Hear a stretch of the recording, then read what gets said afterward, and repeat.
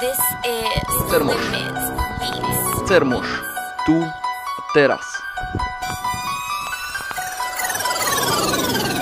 Život nie, že ide ďalej, ale on ide stále, on nestojí. Ide vodne v noci, rôznom prestojí. V listoch, bytostiach a iných tvoroch a zmysloch tvojej hlavy sa život pekne spraví.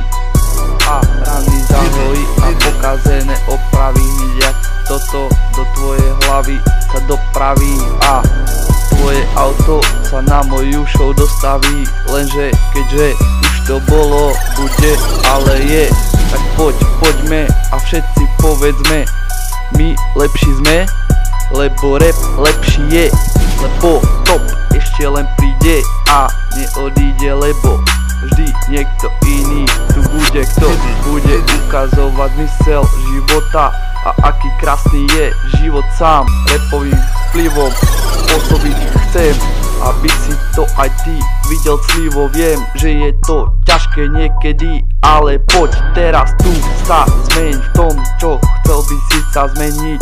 Skús toho to nepení, potvrdzovať, dokazovať, že to lepšie ešte len príde, keď ty sám na to prídeš. Ako tvoriť, ako len múdre veci hovoriť, ako nebyť pako, ako sa skutočne do dimenzie vyššej a lepšej len na chvíľu ponoriť. A ako byť plný štýlu, skúsiť možno niečo podporiť aj v tvojej hlave, lebo toto ja mám práve niečo tráfiť v tvojom živote. Toto je v mojom podmase, hlase a v mojej živote, v mojom vzduchu a v mojom vzduchu, teda v tomto ruchu, v ktorom vzdycham, vdúcham a dýcham ten vzduch.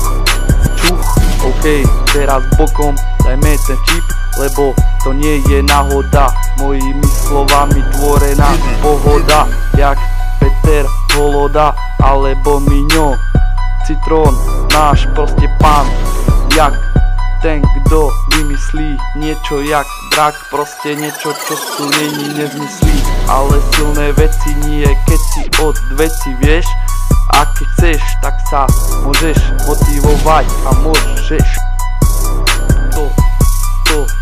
Toto je tá veta, čo spravila, že tvoja mysel počutím môjho zvuku ako keby rozhodla dať sa Bohu ruku.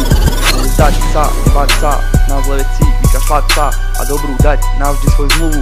A s každým ako aj ja, aj ty máš svoj tým, svoju felackú partiu.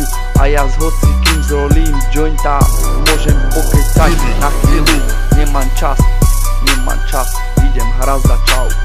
No, nie je jedno o kom myslíš si a čo vravíš si, keď si s ním, preto ja slovo dodržím, aj keď najskôr bolo to len solo, čo dostalo ma do situácie špiritualizácie, kde začal a nechcel prestať, som kráčal k hvězdám dri a rapové akrobácie na 3 retorikou môjho rozprávania, lebo to patrí tu do tohto dávania štýlu môjho reelu a satkaj si ešte na chvíľu môjho rozprávania, môžem priviesť ťa do túžby tiež niečo takého podobného dávania. No skús najskôr dostať sa do chápania tohto diania, kde vidia všetci sa už slávne cítia, ale pritom keď to lano správne majú, ani sa ho nechytia, sa ho vzdajú.